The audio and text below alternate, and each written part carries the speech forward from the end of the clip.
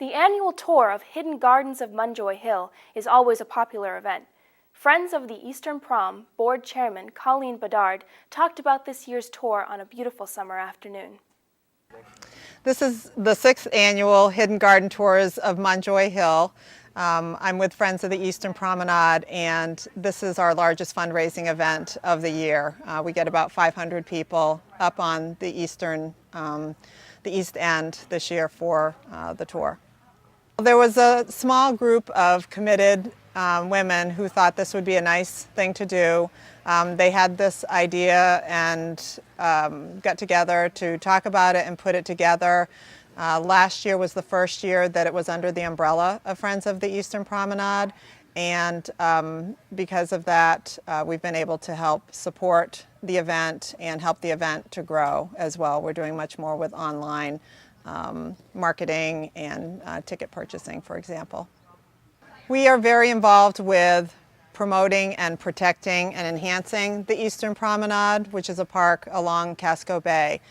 We have put in 2 new trails at each end of the Eastern Promenade, and one of our largest projects this year is the renovation of Fort Allen Park, which is a very large undertaking. We are always on the lookout ourselves for hidden gardens up on Munjoy Hill, and we encourage people to start their own gardens. I'm a novice gardener myself, and because of this event, I've actually started my own garden, which will hopefully someday be on the tour. Judy Coronios talked about maintaining a garden on Munjoy Hill. I don't have that many challenges because this is a protected garden with the trees and the fencing. However, a tree came down, a very large tree, in October. So now I have the challenge of working with sun, and as you can see, most of my garden is shade. So I don't hesitate to move things around, and that's what I'm doing this year. And probably in the fall, we'll be moving things in the spring. I especially like that the English ivy is covering the tree that fell, has camouflaged that.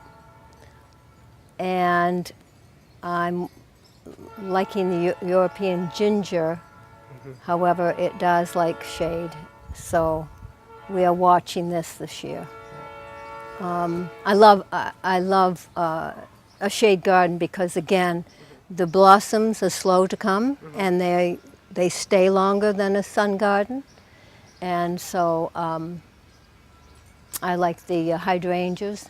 And then I like the looks of more of the ferns and the stilby, and then pops of annuals. Karen Rasmussen rescues damaged plants from nurseries for her garden. It's a lot of work, I guess. We're in a fairly small area, big yard for this neighborhood, but we have so many plants now that there's really a lot of work that goes into just keeping them pruned and small and not overgrowing each other and crowding each other out. The other thing is this yard gets very hot, most of the yard, so we have one little shade area here, but the rest of the space, we really have to work to keep it watered so that everything, especially because they're damaged to start with, so they're a little fragile. So just a lot of work kind of, I guess, nursing them along, yeah. And how was your day then with the garden tour? It was very, very exciting. There were many more people than we expected, a lot of enthusiasm. We were pleased to see how many people really enjoyed our garden because it's pretty haphazard, but kind of liked that story of, rescuing something and rehabbing it. Still, there were far more people than we expected, but it was really nice. Yeah. Coleen Bedard talked about becoming a member of the Friends of Eastern Prom. We have a website, friendsoftheeasternpromenade.org, so we encourage people to go there. We are a membership organization, and in this year's brochure we have membership applications, and also we have applications online. So there are lots of things to get involved with, from maintaining perennial gardens along the Eastern Promenade. We have 7 perennial gardens that we maintain, to controlling the invasive weeds that grow in the park, to doing trash pickups, and just helping with events like this. So there's lots of ways that people can get involved.